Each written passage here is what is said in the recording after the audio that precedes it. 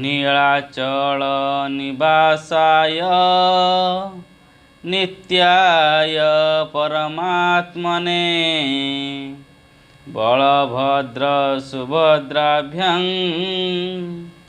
जगन्नाथाय ते नमः। श्रीमद्भागवत प्रथम स्कंद नवम अध्याय। सुत उवाच एमन्ते प्राणी बोधे भय निवेदि धर्म रतनय सकल धर्म ज्ञान अर्थे विजय कले निजरथे युद्ध भूमि को होई सज संगते घेनी देवराज मिलिले कुरुक्षेत्रे जाई भीष्मे अछंती जई सोई राजा संगते चारि भ्राते सज होइले जे झारथे उत्तम नाना अश्वगण स्वभावे रत्न विभूषण ताहांक संगे विप्रजने गमन कले तोषमने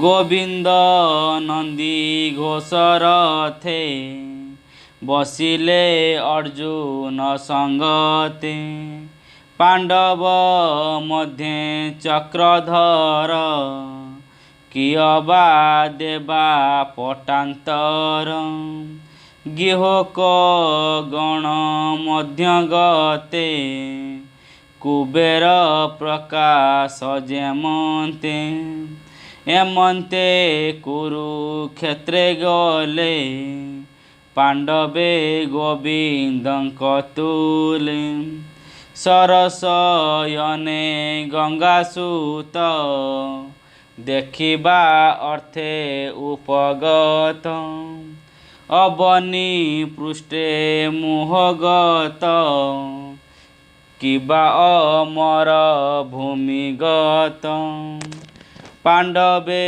गोविंदर तुले भीष्मचरणे प्रणमिले ब्राह्मणे मिलिले तक्षणे व्यास सहिते मुनिगणे अपरे जेते राजऋषि मिलिले कुरुक्षेत्रे आसी पर्वत नामे महाऋषि धम्य नारद तुले मिसी बादरायण बृहदर्श भरद्वाजंक अंगे शिष्य परम क्षत्रि परशुराम वशिष्ठ इंद्री प्रदमन तृतीय सती ग्रोष्यमद गौतम कक्षी बानसिद्ध्य अत्रि कौशिक सुदर्शन कश्यप अंगिरस नाम निर्मल चेता ब्रह्मचारी मिलिले सुख मध्य करी एमन्ते सर्व मुनिजने मिलिले भीष्म सन्निधाने मुनिकी सायन्तनुसुत शयने कले प्रणिपात धर्मज्ञ गंगार कुमार जे साचार सतकार तेणु पूजिले एके एके मुनि की दृढ़ मानसिक ଯେ ହରି ଜଗତ ଈଶ୍ୱର ଅନାଦି ଧର୍ମ ନିରାକାର କୃଷ୍ଣଙ୍କୁ ହୃଦୟରେ ବସାଇ ପୂଜିଲେ ଦୃଢ଼ ଚିତ୍ତେ ହୋଇ ପ୍ରେମେ ବିନୟ ଭାବ ହୋଇ ନିକଟେ ଥିଲେ ପଞ୍ଚ ଭାଇ ପଣ୍ଡୁପୁତ୍ରଙ୍କୁ ଦୟା ଚିତ୍ତେ ଭାବେ ବୋଲନ୍ତି ଅଶ୍ରୁ ନେତ୍ରେ ଭୀଷ୍ମ କହନ୍ତି ଦୟା ମନେ ସକଳ ମୁନି ଅବଧାନେ ଭୀଷ୍ମ ଉବାଚ ଏ ବଡ଼ କଷ୍ଟ ମୋର ଚିତ୍ତେ ଏ ପାଞ୍ଚ ଭାଇ କୁନ୍ତି ସୁତେ ବନେ ବଞ୍ଚିଲେ କଷ୍ଟ କର୍ମେ ଜୀବନ ପୋଷି ବିପ୍ରଧର୍ମେ ତେଣୁ ଗୋବିନ୍ଦ ଆଶ୍ରେ ଥିଲେ ଅନେକ ସଙ୍କଟ ଉତ୍ତରିଲେ ସ୍ୱାମୀ ମରଣେ କୁନ୍ତି ସାଧୁ ସ୍ୱଭାବେ ବାଳକୁ ବଳଧୁ ପୁତ୍ରଙ୍କ ତୁଲେ ବହୁ କ୍ଲେଶେ ଦୁଃଖେ ବଞ୍ଚିଲେ ବନବାସେ କାଳର ବଶ ଏ ଜଗତ ପ୍ରାଣୀଏ କାଳର ଆୟତ ସେ କାଳ ବସେ ସର୍ବେ ଚଳି ପବନେ ଯେନେ ଘନାବଳି ଯେ କୂଳେ ରାଜା ଧର୍ମସୂତ ରକ୍ଷକ ଭୀମ ଗଦାହସ୍ତ ଅର୍ଜୁନ ଯହିଁ ଧନୁ ଧରେ ତହିଁ ଗୋବିନ୍ଦ ରକ୍ଷା କରେ ସେ କୂଳେ ପଡ଼ଇ ବିପତ୍ତି ଏମନ୍ତ ବିଧାତାର ଗତି କେ ଜାଣି ପାରେ ଏହା ଚିନ୍ତି ଯହିଁ ପଣ୍ଡିତେ ଭ୍ରମି ଯାନ୍ତି ସଂସାର କର୍ମର ଆୟତ ଏହା ତୁ ଜାଣ କୁନ୍ତି ସୁତ ଏଣୁ ତୁ କିଛି ହୀନ ଭାଳ ଅନାଥ ପ୍ରଜା ଏବେ ପାଳ ଦେଖ ଏ ଆଦି ନାରାୟଣ ଜଗତ ପରମ କାରଣ ମାୟାରେ ଲୋକ ମନହରି ଯାଦବ ବଂଶେ ଅବତରି ଏହାରେ ଅନୁଭାବ ଗତି ଅଥବା ଜାଣେ ପଶୁପତି ନାରଦ ଜାଣେ ଭାବ ଘେନି କିବା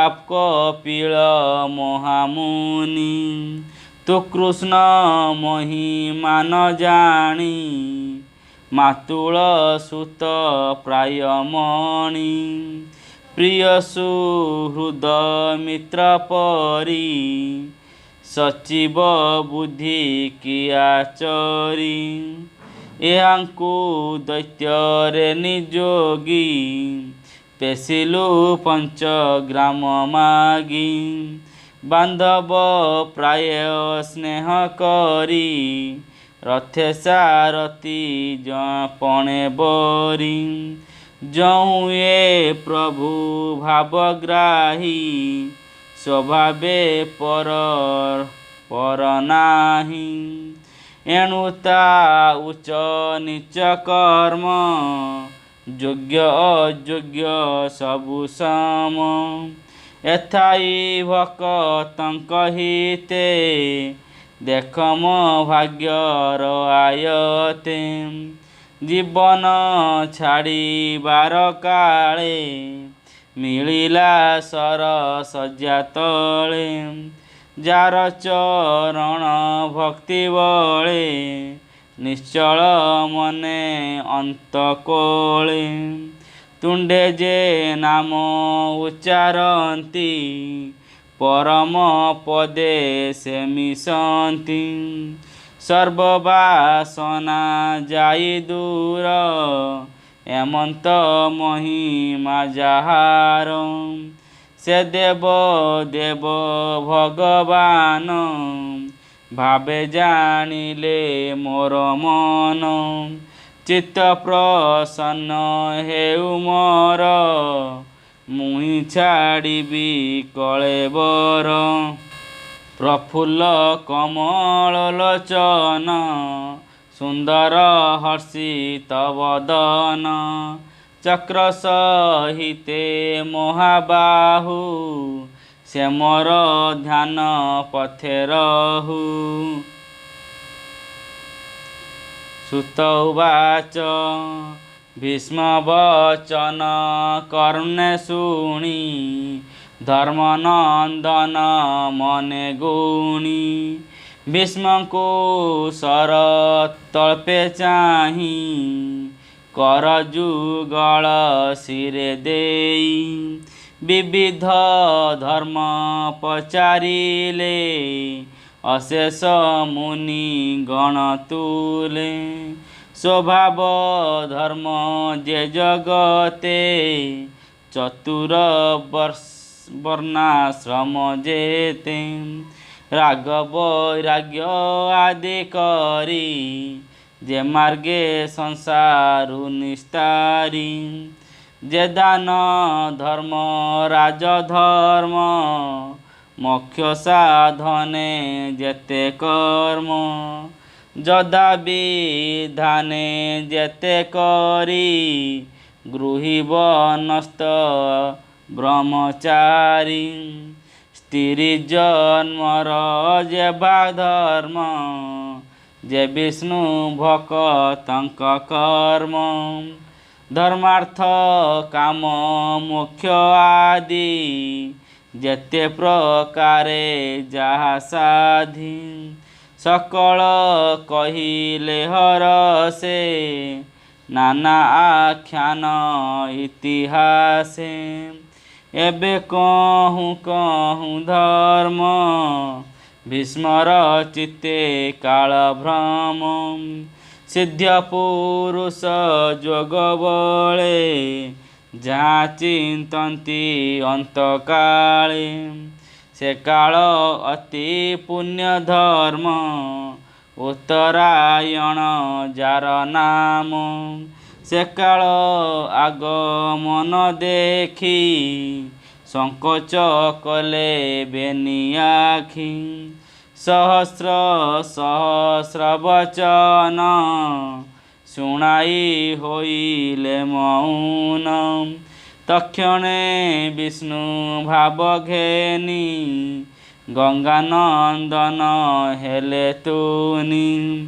ସର୍ବସଂହରି ଦୁଷ୍ଟି ମନ କୃଷ୍ଣ ଚରଣେ ଅବଧାନ। ଯେ ହରି ଅଛି ଅଗ୍ରେ ବସି ଚତୁର ଭୁଜ ପରକାଶୀ। ପିତବସନ କଟି ଭାଗେ ବିଜୁଳି ଯେନେ ନୀଳ ମେଘେ। ଏମନ୍ତ କୃଷ୍ଣ ରୂପ ହେଜି ବଚନ ଶ୍ରମେ ଚକ୍ଷୁ ବୁଜି। ଧାରଣା ଯୋଗେ ଧ୍ୟାନ କରି ସଂଶୟ ଦୂରେ ପରିହରି। ଯୁଦ୍ଧର ଶ୍ରମ ଯେତେ ଥିଲା ତକ୍ଷଣେ ଶରୀର ଛାଡ଼ିଲା। ଇନ୍ଦ୍ରିୟ ଅର୍ଥେ ଯେତେ କର୍ମ ଚିତ୍ତୁ ଛାଡ଼ିଲା ମାୟା ଭ୍ରମ। ଅନ୍ତରେ ବେନି କର ଯୋଡ଼ି ବୋଲେ ଗୋବିନ୍ଦ ପାଦେ ପଡ଼ି। ଭୀଷ୍ମ ଉବାଚ ଏମନ୍ତ ଭାବେ ମନ ମୋର ତୃଷ୍ଣା ବିଜିତ ନିର୍ବିକାର।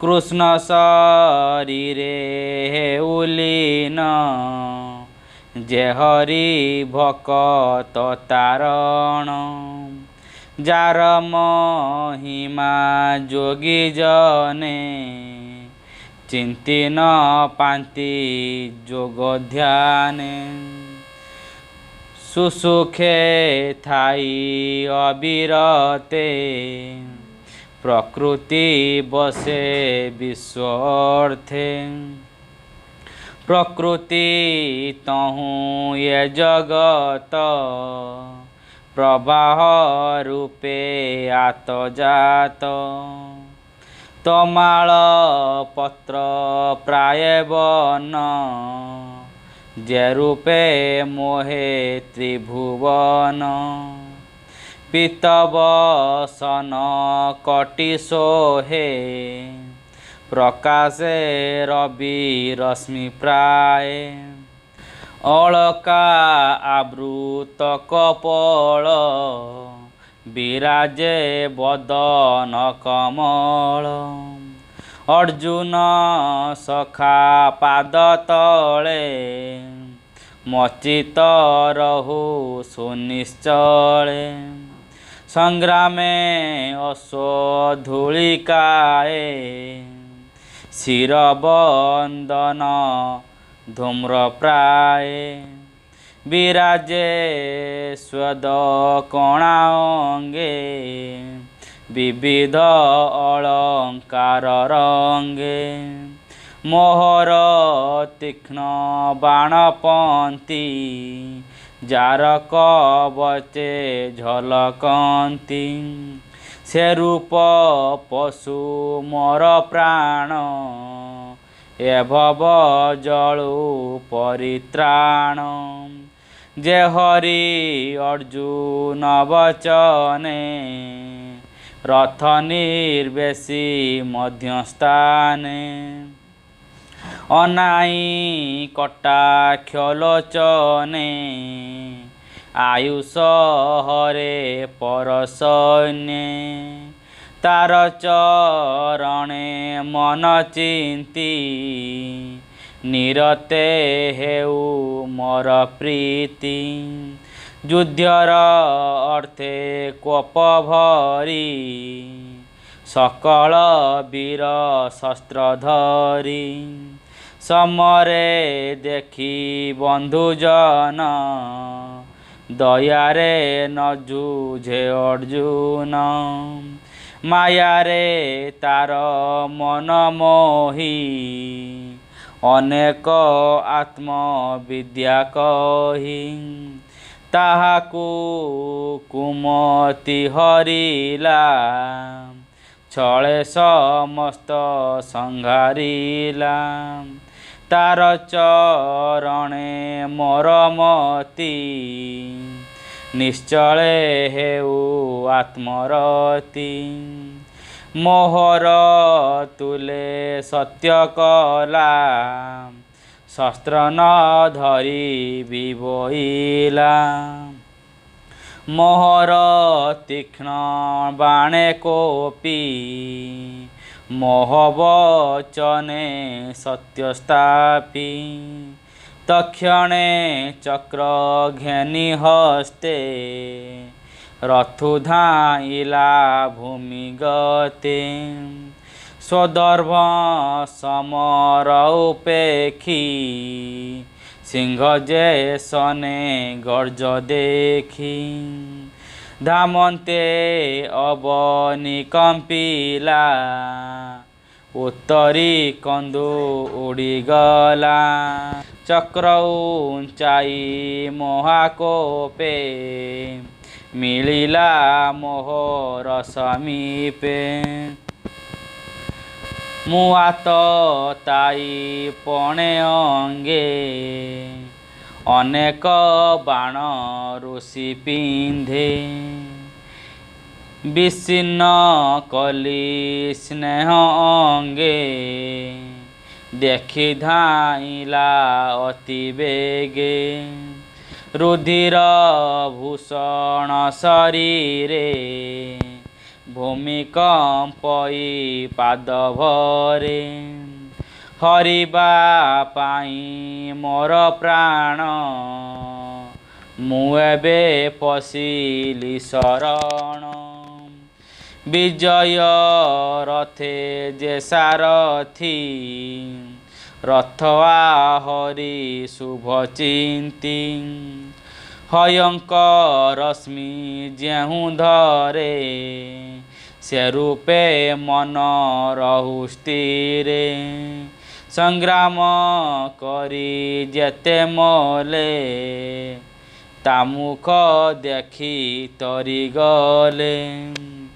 एबे मोहर अंत काले मचितर मुतापयरे गोपन गरे वृंदावने रास सबे गोपीजने ललित गति सुविलास मनज्ञ दृष्टि मंदहास जार संगे भाव करी गोपीए भवु गले तरी धर्मनंदन यज्ञ काले ऋषि ब्राह्मण राजा मेले जार पादे अर्घ्य घेनी सुखे सुंदर मुख चाही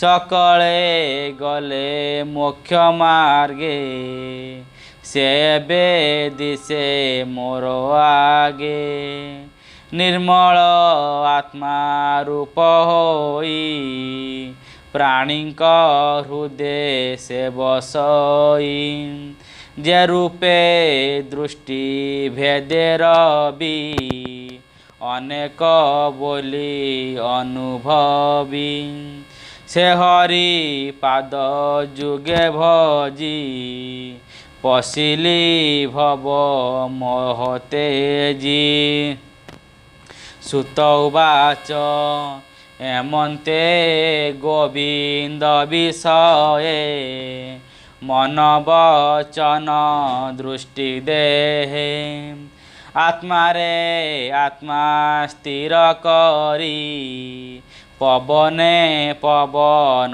संहरी देखंती सुर नर मुनि गंगा नंदन हेले तुनी शरीर तेजी भाव मोहे पशिले गोविंदर देहे भीष्म मरण देखि भले जे अबा थिले कृष्ण तुले मौने बसिले समस्ते पक्षीए जेने निदंते तक्षणे दुदुम्बि शबद वेदमानवे कले वाद्य साधु शबद शून्य स्फुरे पुष्पवरसे निरंतरे तक्षणे युधिष्ठिर जाई अनेक भीष्म देह बही मुहूर्ते बसी दुख मने उठिब सकल महाजने जे जहा मते स्तुति कले नमिले कृष्ण पाद तले उठी सकले दुख चिते गृह चलिले जे झामते पांडवे कृष्ण